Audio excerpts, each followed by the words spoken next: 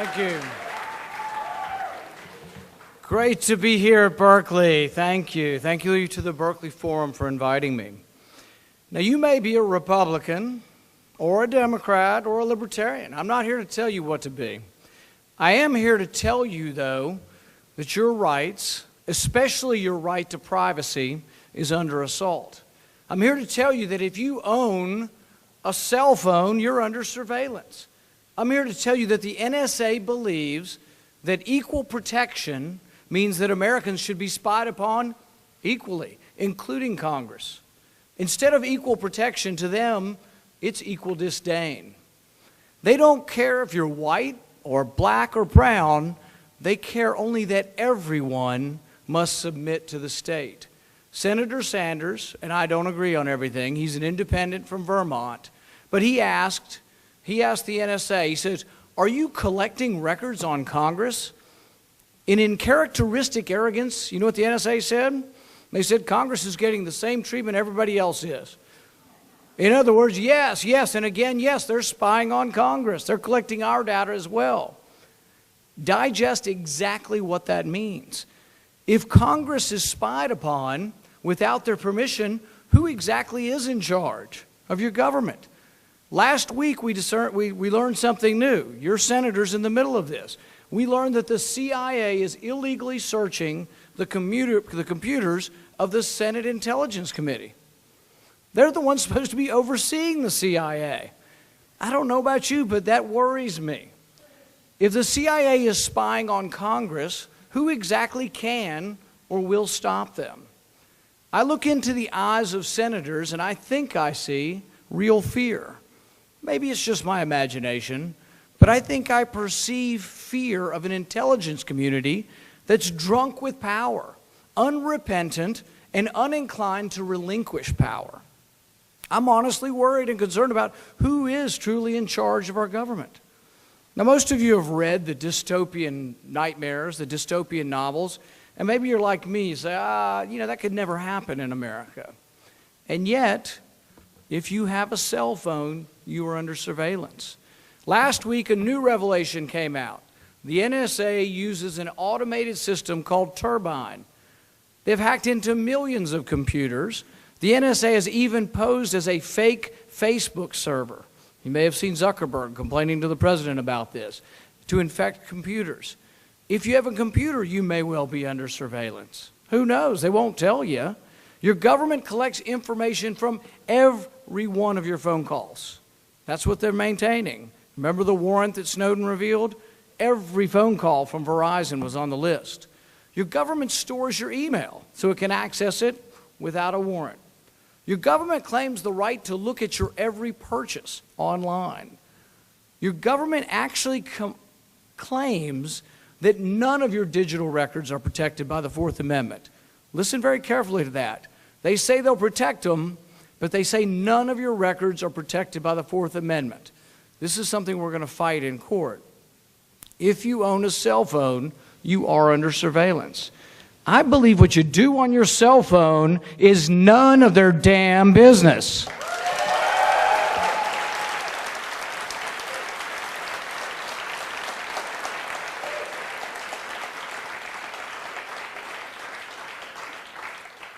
In the opening pages of Fahrenheit 451, the protagonist, Guy Montag, asks, "Wasn't there a time when firemen used to put out fires?" They laugh and rebuke him and say, "Everybody knows that firemen start fires." Montag knows this. His father and grandfather had been firemen. It had been his duty for many years to burn books.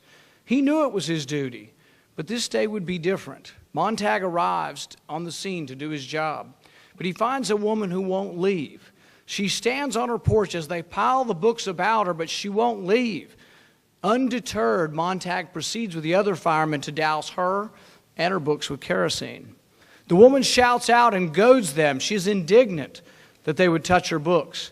She refuses to leave the porch. She says to them, "Play the man, Master Ridley. Today we will light such a candle by God's grace in England that it won't be soon forgotten." They keep dousing her with kerosene, and she says it again, "Play the man, Master Ridley. We will light such a candle." In the book, the reference is lost to the firemen as they simply do their job. The reference is to the 16th century figure Hugh Latimer, who literally became a human candle. He was burned at the stake in 1555 for heresy. His crime, he wanted to promote the idea that the Bible could be translated into English, which the state forbade. In the U.S. today, we're not yet burning people at the stake, nor are we burning books yet. But your government is interested in what you're reading. They're interested in what you say on your phone calls. They're interested in what you write in your emails. Or even if they say they're not interested, they say the Fourth Amendment doesn't protect any of these records. The NSA is collecting the records of every American. A year before Snowden's revelations, before Snowden had his leaks, I had heard that this was happening. I had talked with Ron Wyden, I'd seen some of the releases, and I had heard that they were collecting an unprecedented amount of records. But I wasn't allowed to reveal the number because they say it's a secret. Why the number's a secret, I don't know. So I announced that a gazillion records were being collected because I knew that was a fake number and they can't put me in jail for making up a number. But I wanted to emphasize, by using this fictitious number, a gazillion, I wanted the American public to know that the actual number of communications being collected by the federal government was almost beyond comprehension. Senator Wyden of Oregon has been trying to shed some light on this invasion of our privacy. It's an example of how someone from the left and someone from the right come together for something that's good, for the protection of your privacy. He's on the Intelligence Committee, and he's privy to information that very few congressmen or senators have access to. For over a year before Snowden's revelations, Wyden expressed concern that the government was acting outside the law, but he was constrained by the secrecy laws. Finally, a few months before Snowden's leaks, Wyden called the office of the intelligence director, James Clapper, and he says, "I'm going to ask you in open committee, are you collecting millions of Americans' records without a warrant?" Despite this warning, Clapper comes to Congress and lies. This is a felony, punishable up to 5 years, but you hear nobody talking about it. When this secret surveillance of Americans finally became public, though, no one on the intelligence community was even contrite. Their only regret was that the program was no longer secret. In an almost surreal exchange, a congressman asked the NSA, "Did you think a program of this magnitude could be kept secret from the American people?" The NSA official replied with a slight smile, "Well, we tried." The sheer arrogance of this. They are only sorry that they got caught. Without the Snowden leaks, these spies would still be blithely doing whatever they pleased. Some say it's only records, held anonymously, only rarely accessed. What's your beef? Well, what they rarely mention is that they don't believe any of your records have any Fourth Amendment protection. When they say, oh, it's only boring old business records, think of what information is on your Visa bill. From your bill, the government can tell whether you drink, whether you smoke, whether you gamble, what books you read, what magazines you read, whether you see a psychiatrist, what medications you take. There was a recent study by two Stanford graduates. Are we allowed to mention Stanford here? By two Stanford graduates. Look it up. In the last week or two, it was released, showing exactly what can be figured out simply from your boring old phone records. I oppose this abuse of power with every ounce of energy I have. I believe that you have a right to privacy and it should be protected.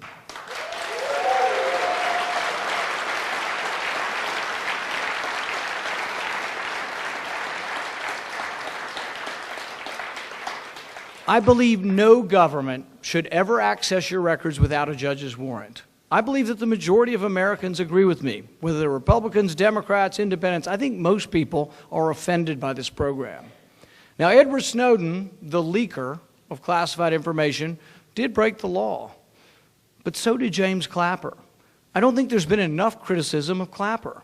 James Clapper proposed that it was okay to lie to Congress and the American people in the name of security. Snowden proposed that it was okay to leak classified information in the name of liberty. There are laws against both of these, both leaking and lying, yet history sometimes accepts one or both as laudable. If a government official leaks to expose government malfeasance, we sometimes call it whistleblowing. If an enemy asks for secret information, we would expect our intelligence director to lie. But no matter who is testifying to Congress, lying to Congress is still a crime.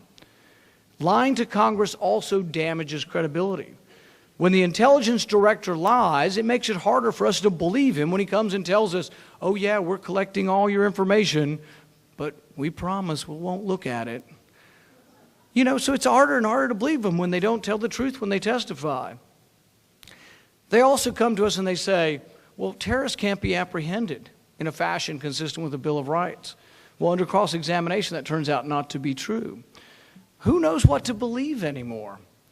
Even if no abuse of phone records has occurred so far, we must limit government power to prevent abuse in the future. The intelligence director maintains he lied in the open hearing because it was open to the public and the information was classified. He tells us that he testified in the least untruthful way. Anybody accept that? The least untruthful way. As Americans, we don't deserve the least untruthful way from the people we pay for who work for us. We have a right to the truth, we deserve the truth, and we demand the truth from our officials.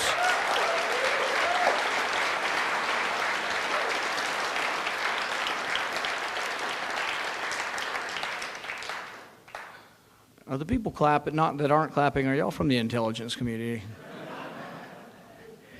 I'm asked repeatedly, is Snowden a hero or a villain? Now there's no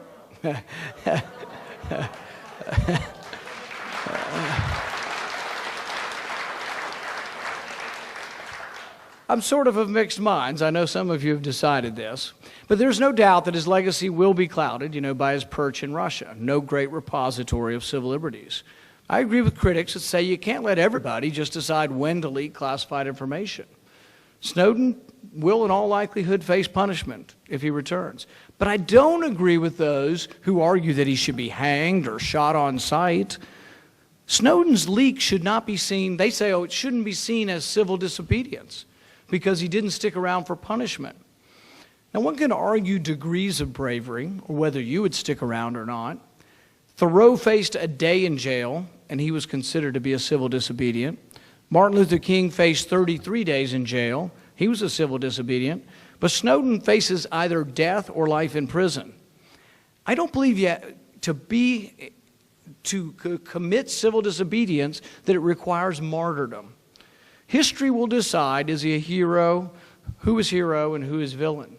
Clapper lied in the name of security. Snowden told the truth in the name of privacy. The debate over the leaker, though, shouldn't be caught up just in personalities. It shouldn't make us lose track of the real issue. How does the Fourth Amendment apply in the digital age? To me, this is a profound constitutional question. Can a single warrant be applied to millions of Americans' phone records, emails, credit card statements?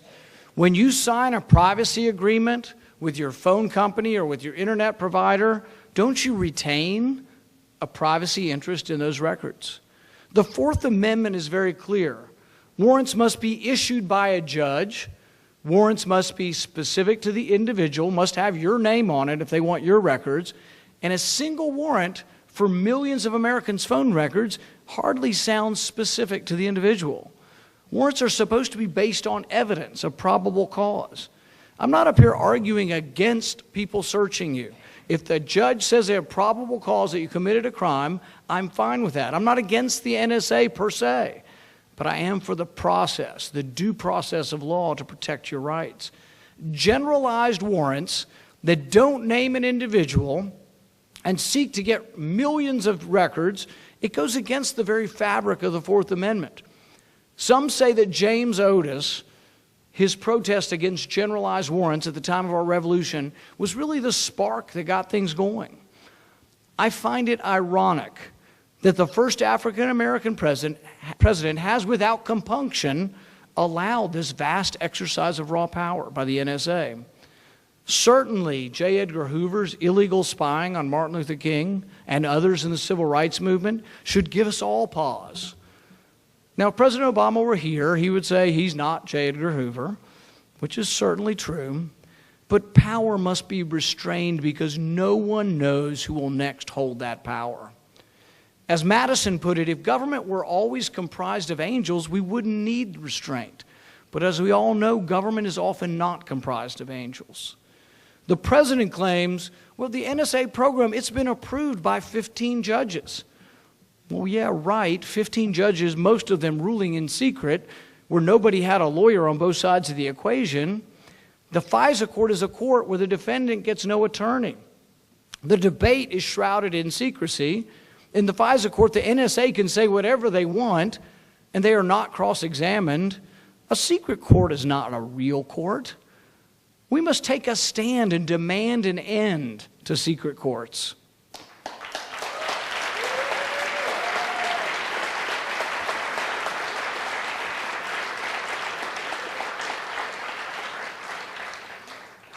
This battle for your rights must take place in the light of day.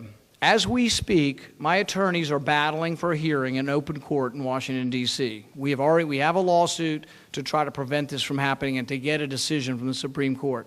Only the Supreme Court can legitimately decide if government can access all your phone records with a single warrant without suspicion. Now, everyone in this room owns a cell phone. So I'm not fighting for just me or for just one political party. I would do the same whether it were a Republican president or a Democrat president. This is an important issue that goes beyond party politics. I say what you read or what you send in your email or your text messages is none of their damn business.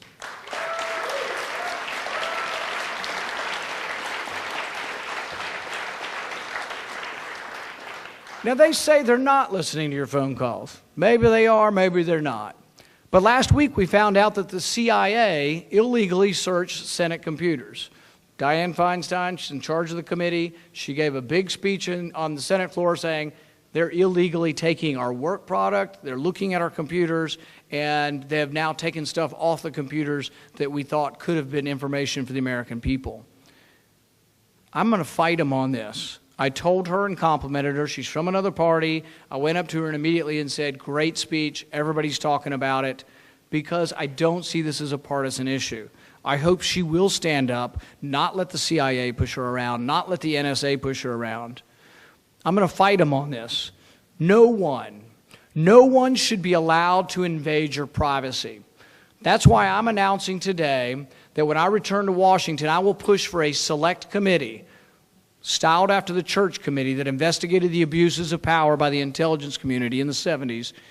It should be bipartisan, it should be independent and wide-reaching. It should have full power to investigate and reform those who spy on us in the name of protecting us. It should watch the watchers. Our liberties are slipping away from us. When Hugh Latimer said, let this be an episode that will not be soon forgotten, he became a human candle against tyranny and intolerance. Americans still have a torch that's burning, figuratively or otherwise, in New York Harbor. We should never let that flame of liberty go out. On occasion, we've let our guard down, particularly in times of war, in times of fear. We've succumbed. We have, as Roger Waters put it, traded our heroes for ghosts, exchanged a walk-on part in a war for a lead role in a cage. Or as Franklin put it, traded our liberty for security. I think we've been too lax in guarding our privacy. Look at how we travel now. Look at the personal privacy and dignity we've lost. When you slog through the airports, ask yourself who's winning. Harvard Law School professor Noah Feldman asked the question in a very visual way. He says, the next time you go through airport security, the next time they tell you to put your hands over your head and hold that vulnerable position for 7 seconds, no, hun, just a little bit higher, ask yourself, is this the posture of a free man? The question before us is, will we live as men and women? Will we cower? And will we give up on our liberty? I, for one, will fight on because I believe that your rights are inalienable, inseparable, inextinguishable. And I hope everyone with a cell phone, every American will fight for your privacy and for the right of every American to be left alone. I hope you will stand with me and take a stand for liberty. Thank you very much.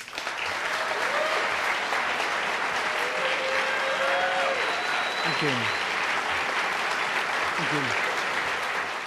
Conservative activist Larry Klayman and the ACLU have also filed similar lawsuits against the NSA, and both resulted in either failure or a stayed ruling. What makes you think that you'll have any more success than these groups that have tried before you? I'm supportive of all the other lawsuits, so it isn't exclusive that mine is the best, but it is slightly different. The ACLU lawsuit was ruled against. The judge either threw it out or said that the program was constitutional. The Klayman suit is in the same court that mine will go to, and the judges previously ruled it unconstitutional, stayed the ruling, and I think it will be appealed. So I think the Klayman suit is still active. Ours is going to the same court because it has a similar subject. Our case is slightly different, and we think for some legal reasons that it may have a chance of going all the way to the Supreme Court. To me, it's not so much that my case has to go, but I think a case needs to go to the Supreme Court because currently many people believe that the Fourth Amendment doesn't apply at all. They think that the reason why you can give a single warrant to Verizon is that you don't own those records. I think they're jointly held. I think if you sign a privacy agreement, Verizon agrees not to tell your neighbor who you're calling, so they kind of acknowledge that. I think it's acknowledging that you still have an interest in those records. But to me, the most important thing is, and there's at least, we think, 4 or 5 Supreme Court justices that have indicated that in this digital age, think about it, it's a lot different than 1975. That's when the last case, Smith versus Maryland, was held on records. And it's also different. That was about one suspect's phone tap. We're now talking about 300 million Americans' phones. So I think it's a big deal, and it is different than what we've ever had before. So I'm hoping that we will get all the way to the Supreme Court. So earlier you condemned Director of National Intelligence James Clapper for allegedly lying in front of Congress. You said he's very explicitly broken the law. Does that mean that you think he should be sent to prison? I think he should be. Well, you don't get sent to prison until you're found guilty, so we should have a trial. He deserves a trial. But the interesting thing is I'm not an outlier on this in the sense that I think 7 members of the Intelligence Committee or Judiciary Committee in the House have signed a letter saying the same thing. And I think it hurts us because we do have to rely on some things being secret. And it's an extraordinary power. It's a power to capture people, incarcerate people. It's even a power to kill people. So that power needs to be overseen, and they have to be honest with us. If the people in charge of the intelligence community are not being honest to Congress, and they're actually spying on Congress, I have grave doubts about everything they're telling me. So yeah, I think it is important. And one of the reasons I bring it up is that many of these people, they want to throw the book at Snowden. And I have mixed feelings what should happen, because I think you can't release secrets all the time. I mean, that would lead to chaos. But at the same time, I think he also wanted to reveal something he thought was unconstitutional. But for all the people that want to throw the book and the letter of the law at Snowden, I like the contrast. They don't want to do a thing. They're not a peep out of them for Clapper. So you're not really being consistent if you want to throw the book at Snowden, but you don't want to do a thing to Clapper. They both broke the law, technically, and then you have to decide what justice is. But yeah, I think Clapper should be tried for perjury.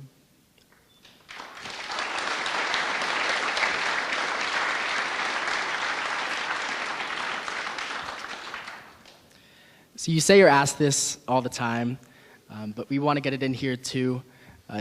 Would you classify Edward Snowden as, on the one hand, a hero or a traitor? And to phrase that slightly differently, maybe, if there were another Edward Snowden out there, would you encourage him to speak up?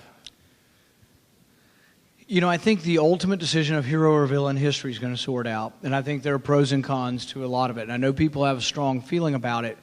I think that his intentions were good, but here's the problem. Let's say we have 400, 500 people here, and let's say you all are, we're talking to you and you're the new recruits for the CIA or for the intelligence for our Army. Should I tell all 500 of you, just decide when you think it's unconstitutional and just reveal secrets anytime? You could see how it could lead to chaos. But at the same time, I'm very upset about what our intelligence community is doing, and we might not have ever known about it had Snowden not leaked it. Some say Snowden should have tried to become a whistleblower. I don't know if he did try or what the process is. But I think on the one hand, you have chaos. Bradley Manning released 24 million pages. There's a chance that people could die from that. There's a chance that intelligence could get out, that it could endanger our agents. And I'm not against spying. I mean, we will have people gathering intelligence around the world, and I don't think that we can allow willy-nilly, indiscriminate release of documents. But at the same time, I'm sympathetic to what was released because I think it's a real problem. So I have mixed feelings, is the bottom line. So you posed a very interesting question during your address. You asked about potential CIA spying on Senate computers.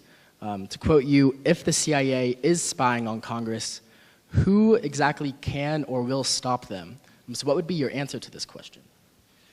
Well, see, here's the interesting thing, and this is worth everybody reading about. The way I understand it, and this is what Senator Feinstein said in her speech, they came across something. They were given access to the CIA computers by the CIA.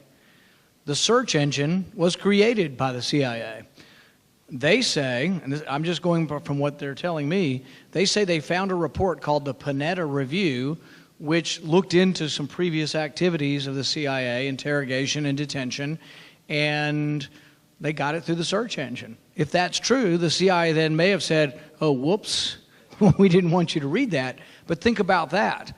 If it was a mistake by the CIA, you can say, well, it was a mistake, but why should the CIA be allowed to withhold an internal review from the people overseeing the CIA?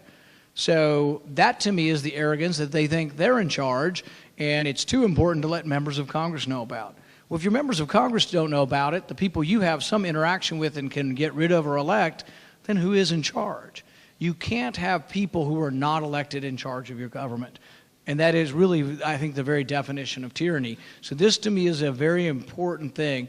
And I also want to make the point that I'm not saying that any of these people are necessarily evil or that they have bad motives. I think a lot of them have good intentions. And maybe they're not even abusing their power at all. The danger, though, is allowing that much power to go unchecked and not have review by Congress. So we obviously don't have all the information yet. It's a recent scandal. But if these allegations of the CIA hacking into Senate computers do prove to be true, then who do you think should be held responsible? Would it be just CIA Director John Brennan or perhaps some official higher up in the federal government? Yeah, it's a good question. I'm not sure I know the answer. Brennan was approved about a year or two ago. That's when I actually did the filibuster, was to his nomination. And so whether or not it's Brennan or someone who precedes him, but Brennan oversees it now, and he's defending the program and saying it didn't happen. But here's the real direct question. There's some media here y'all need to ask, is ask Brennan, what about the Panetta Review? Why should Congress not be allowed to read the Panetta Review of the CIA interrogation program? I mean, if I'm not allowed to look at it, and this is something you also need to realize, much of this that goes on in the Intelligence Committee, I'm not allowed to read. Okay? The Intelligence Committee is allowed to read things I'm not allowed to read, and then the head of the Intelligence Committee is allowed to read some things that the rest of the Intelligence Committee isn't. Some of the revelations that have come forward, and the day before they came forward, the CIA calls up Senator Feinstein and Chaplin and says, oh, by the way, we've been collecting email for the last 10 years. It's going to be revealed tomorrow. You know, so we're really not in the loop on this stuff, and we're not overseeing it. They're doing what they want, and then when they get caught, they inform us, but that's not oversight, and that's not representative government. This is incredibly important, not just because of abuse that may be occurring, but because of abuse that could happen if someone took the reins of power and really wanted to use this for malevolent purposes. All right, so we have time for just one more question for this interview. This is on sort of a different topic. There has been pretty extensive media coverage of your recent visits to places that don't usually vote Republican, like students at Howard University. You mean like Berkeley? And at UC Berkeley.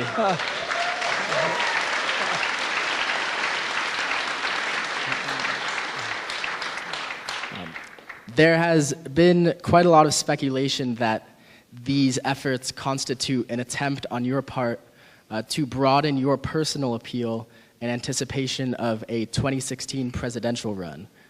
How do you reply to these claims?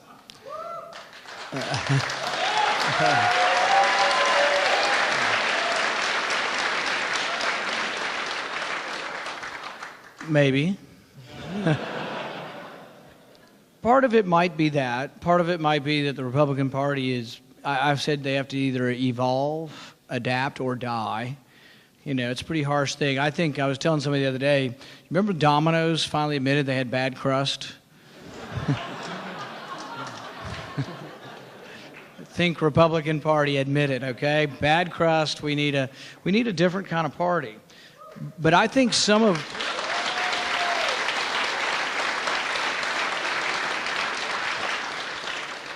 One of the things that really upset me in the last couple years was that we passed legislation, really done by Republicans and Democrats, frankly, that allows an American citizen to be indefinitely detained without a trial. And I had a conversation with another senator, and I said, does this mean an American citizen could be accused of a crime and sent to Guantanamo Bay with no trial, no lawyer? He said, yeah, if they're dangerous. I said, well, kind of begs the question, doesn't it? Who gets to decide whether you're dangerous or not? The reason why I think this is important is many sort of libertarians, libertarian-leaning Republicans, people who believe in individual rights, this really bothers us. But I think it's a bigger audience than that, because think about it. If you're African American, Japanese American, Jewish American, Hispanic, have there ever been times when the government didn't treat you fairly? Have there ever been times when you said, you know what, the war on drugs has had a racial outcome. 3 out of 4 people in prison are brown or black. So something's gone wrong. Maybe a candidate who would stand up and say, everybody deserves their day in court. The law should not have a racial outcome. Maybe then people would say, you know what, I always hated those Republicans and their crust sucks. But maybe there's some new Republicans. Maybe there'll be a new GOP. We'll see. Thank you.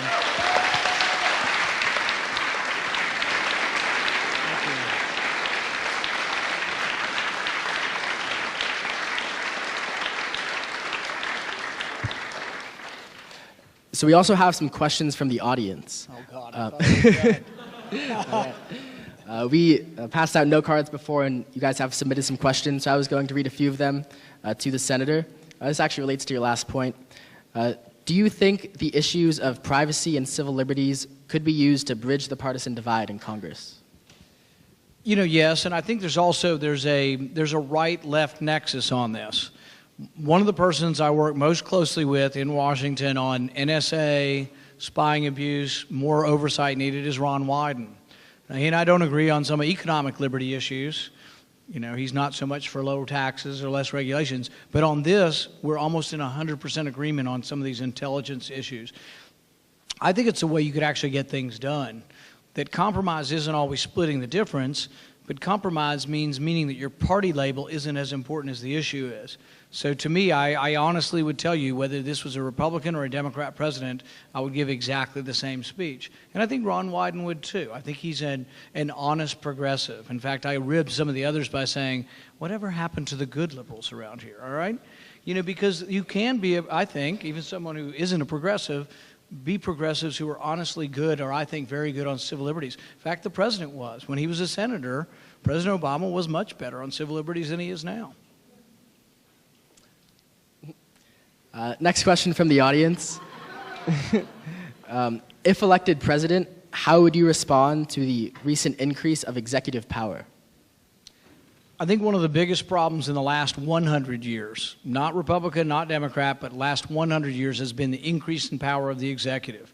We have thousands of orders written by the executive.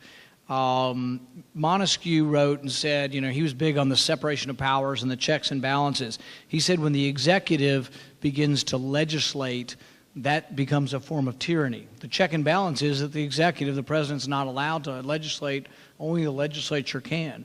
But it's a messy process, and everybody's got to just come to grips with that. It's a messy process, and it's not easy.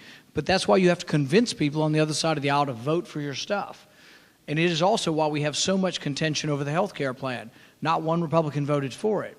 Had there been some Republicans voting for it, or had the Democrats come a little bit to our side to have a discussion, I don't think we'd be having this big war in our country right now. So really, I think the way I look at issues is we don't have to agree on everything. We are probably a mixture of people from parties and all different walks of life here. And let's say we take 10 issues. We're not going to agree on all 10. You know, we might agree on 3 out of 10. Why don't we work on the 3 out of 10 issues we agree on rather than spend our whole time fighting on the 7 out of 10?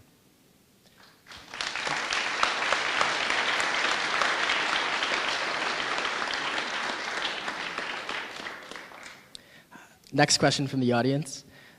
You have voiced support for a flat tax system.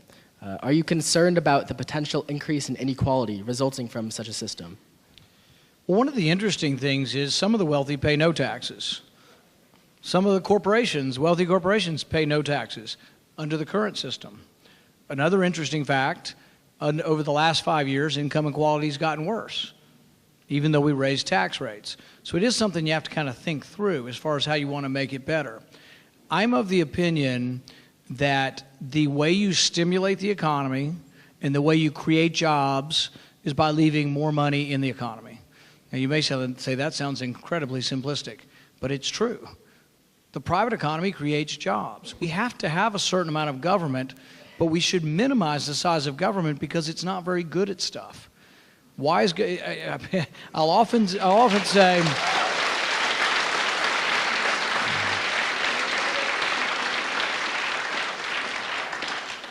say it's not that government is inherently stupid, although it's a debatable point. It's that they don't get the same signals. So, for example, we need to have a national defense, and it can't be done privately. Same with the judiciary and the legislative branch and roads and education and things like this where the government will be involved. And so I think you can argue that that should occur, but we should keep it and not expand it to all walks of life. Does the government need to sell pizza? You know, does the government need to deliver the mail? Oh, that's really a problem. They probably shouldn't be delivering the mail. They're not very good at that either. But we should minimize what government does and try to maximize the private sector. And that's, I think, where jobs are created. But to me, though, it's getting beyond the hurdle. I can go to a poor community in the mountains of eastern Kentucky and I'll say, bring me the 10 richest people in your town because I would like to reduce their taxes. And you may be horrified and say, oh, he cares only about rich people. No, we all work for rich people. So I want the people who own the business. The guy who owns the business in Middlesboro, Kentucky, who employs 100 people, is probably the richest guy in town. How am I going to get him to hire, or her, to hire 110 people? Reduce their taxes. So we got to get over this class warfare that rich people are bad people. The top 1% pay 40% of the income tax.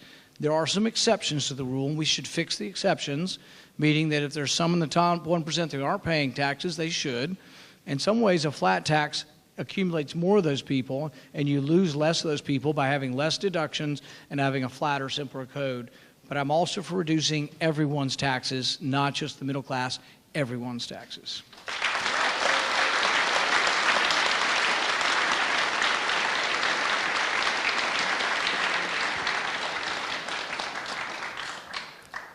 This is going to be your very last question.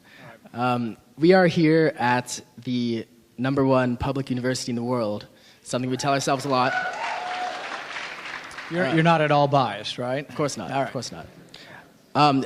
This relates to that. Do you believe the federal government should play a role in supporting higher education? If so, describe. I believe in general that the more local control of education, the better. So you really are not at the Federal University of California, Berkeley. You're at the University of California at Berkeley. You are a state school.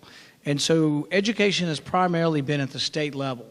There is some federal influence through Pell Grants and things like that. I've decided to leave those alone when I've created budgets that cut a lot of money because I think a lot of people are dependent on them. I also think we have to figure a way forward. The biggest problem really isn't right now getting an education. We've got plenty of grants, people are getting into school, that's not the problem. The problem you need to think through is not getting a grant and getting into school, it's getting a job when you get out of school and how you're going to pay your loans back. What's happening is the loans are so big and the income's not as large that a lot of people are getting out and making something that's inadequate. I think one of the ways that we could fix and help students is to maybe give tax credits to students as they get out. Not forgive your loans, but let you reduce your taxes, because most people will be working, let you reduce your tax burden some as a way to pay off your student loans. Thanks, everybody.